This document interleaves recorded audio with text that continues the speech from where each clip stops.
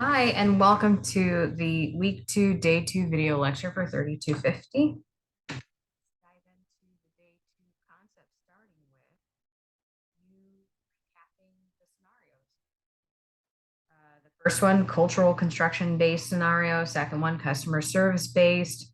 The third one is dealing with training staff and a communication issue between the stores. Consider what you like and dislike about the scenarios. Studying the scenarios can be helpful. They're professional tasks, which are not always going to be objectively interesting, but internally for these companies, these are real life problems that require actionable and innovative solutions. And that's where you come in with your three responses. And feel free to use your imagination and respond how you feel appropriately, assertively, and as a human being. So with kindness, not just objectively firing people because you're like, that's what really would happen. People would get fired. Maybe not so much. For your chosen scenario, start by considering purpose. Why do you want to write? What is the end goal in communicating? What can be accomplished? How can it be stated quickly, persuasively? How are you going to use logos and ethos? Furthermore, consider audience when you're reviewing your scenario, because once you know what you want to accomplish, consider exactly who's going to read it from those three people in your scenario. You're going to have to mention their name. You're going to think of how to best convince or inform this person because they each have a different purpose in you contacting them, right? You also have to convey timeliness. All of these situations need to be solved right away. Kairos. This often hinges on how your message is coming across or your tone. For the purposes of this class, there are three different types of tone. They're all useful in different ways. Some are better than others, and some are better left in small doses if you're going to use them at all. Consider what tone means in a professional setting. You can apply active voice when trying to call attention to something like the picture of the dog on the screen. On the left hand, the active voice sounds better than the right hand version that uses passive voice. Passive voice has a tendency to sound convoluted, pretentious. In this case, the passive voice sentence is a lot more awkward of a read. Someone less familiar with the English language might need to read it multiple times before they fully understand it. Heck, I need to read it a couple times before I fully understand it. However, it's very appropriate to use passive voice when you're creating rules, regulations, or legal writing for a business environment. In the rules and regulations picture on the bottom of the screen, you can see how passive voice works better there because it comes off as less accusatory. It's using up more words, certainly, so that's going against kind of the tenet of the class of being brief, brevity, right? But being less blunt for this type of professional writing works better than active voice in this case. I suggest using passive voice in any situation where you want to sound like an objective third party rather than coming off as aggressive or defensive. Examples of this could include a scientific report, a company handbook, or a contract. However, active voice is the better choice for any marketing collateral designed to engage and excite a reader. Oftentimes, aggression, any type of aggression in a professional setting, should be avoided. It's not ever going to come off how you think it will. When drafting any type of correspondence, tone. It's not what you're saying, it's how you're saying it. I say that to my husband all the time. Tone is as important as audience. Who are you writing to? Because that dictates how you're going to write the response, your tone, and what the audience needs to know your purpose. I'm talking loudly because my headphones broke. And anyway, I apologize if it's a little too loud. The audience also dictates which type of document suits their needs and the purpose of communication. The password for the day 2 assignment that asked for it is on the screen. Please put it at the top or the bottom of the document in module 2 that requires a password. Moving on, for example, a superior or a colleague might expect a memo or an email to be updated, whereas a client may expect a formal letter or short email depending on the purpose. If there's an issue with an employee, responding with a letter or memo could meet the seriousness of the moment. However, consider how a letter is usually a document used for external purposes, but that doesn't always have to be the case, but it's more common. Peer review is next week. It usually has to be posted by Tuesdays or Wednesdays. I can't honestly remember with this course, but that's where you come in looking at Canvas for the due dates. During the next video lecture, I will outline more about the peer review exercise and the process. Just know for now that if you don't post your draft to the forum on time, you will receive a 0 for the peer review assignment. You can't take place in any part of it if you don't first post your draft on time so you can get paired with peers. This module ends with you turning in a major assignment component, and that's the Project 1 rough draft. Some students interpret a rough draft as, I only need to complete like 80% of it, or hey, it can look like shit. They're then confused when they get less than a stellar grade. However, I grade concerning assignment outcomes, and you're going to receive the grade that you earned. When submitting any rough draft for 3250, this class, I encourage you to review the assignment guidelines, attempt all of them, review your work, confer with a tutor, which is also an extra credit assignment, then you save, and then you submit to USF Rights. For Project 1 and any assignment in my class, attempting the full range of assignment guidelines also means you're thinking about design. For instance, emails have subject lines, memos have headers, letters have addresses.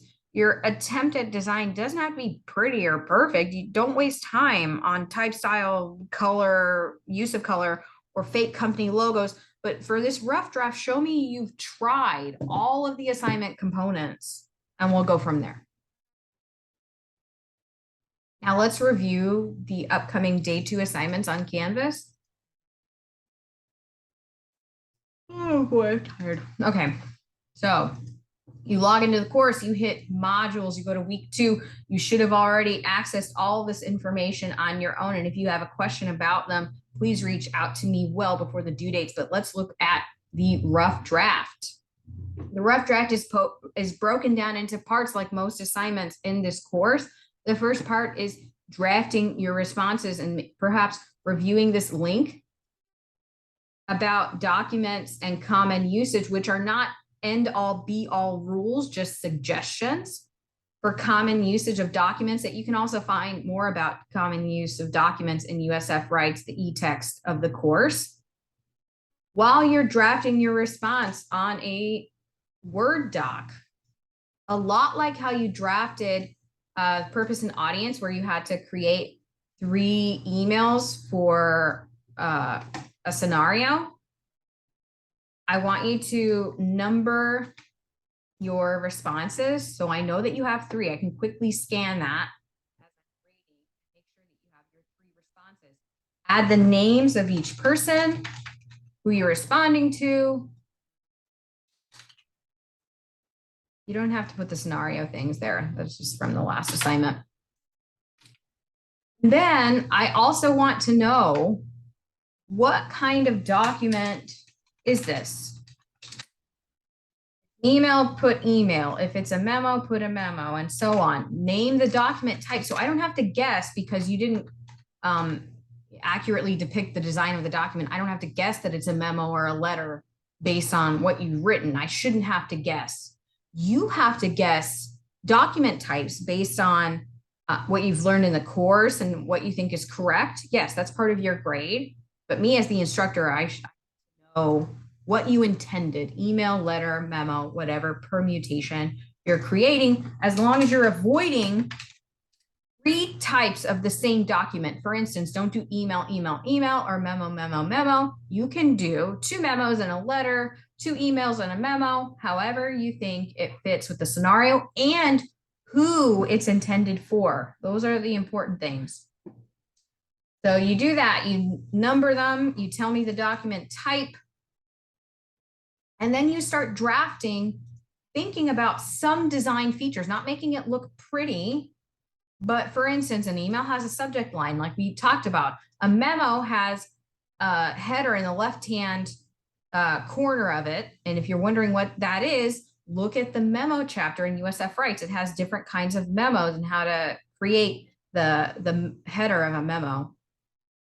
Letters, if you're going to write a letter, have 2 addresses that you can put left justified. Sometimes it can go all the way to the right. There are different ways to do it. And that's more about outlining a document, can be found in the module 2, understanding concepts, the day 1 reading. So you've done all that. You actually draft the body of each one of these. And after that, decide, how am I going to send each type of document? So for instance, an email, I don't need to know how you're going to send that because, hey, I know how you send an email. A memo and a letter can be sent differently. For instance, with a memo, you might say that you're going to print it out and hand it out at a meeting or something. I've seen students do that. Or attach the PDF to an email. A letter can be sent a few different ways too. You wouldn't necessarily print it out and hand it out at a meeting. That'd be weird. Memos are better for that. But again, you might attach it as a PDF to an email, or you might send it certified mail, even though that's really slow. But that's definitely a way you can send a letter in a professional environment and make sure somebody got it.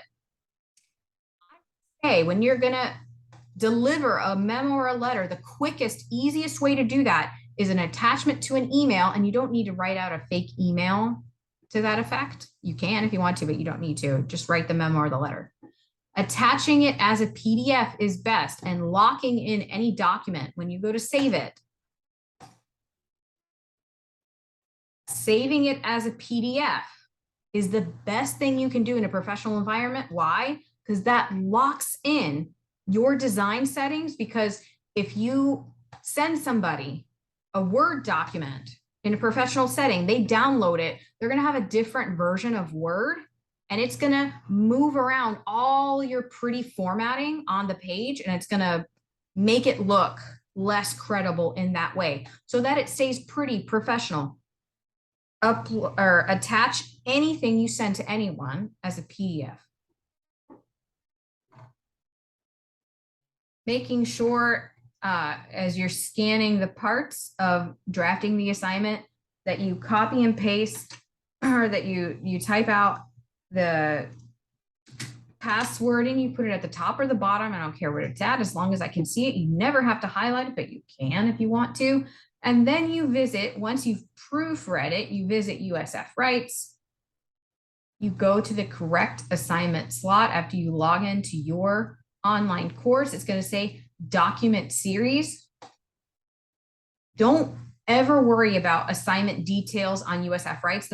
Sometimes they're going to be different because I don't write these. I write the stuff on Canvas. Just worry about uploading your assignment there and that the due dates match. And if they don't match, let me know. Canvas due dates are always the default. There's some notes there for you to review. If you ever have issues with USF Rights, there's a link you can click. If you're wondering how I'm going to grade the assignment, there's a way you can self-review your own work, some yes and no questions to ask yourself. And then the peer review assignment, looking forward. Just because you submitted it on USF Rights does not mean you can take place in peer review. We do peer review on Canvas for my classes, so you have to upload it to the discussion post.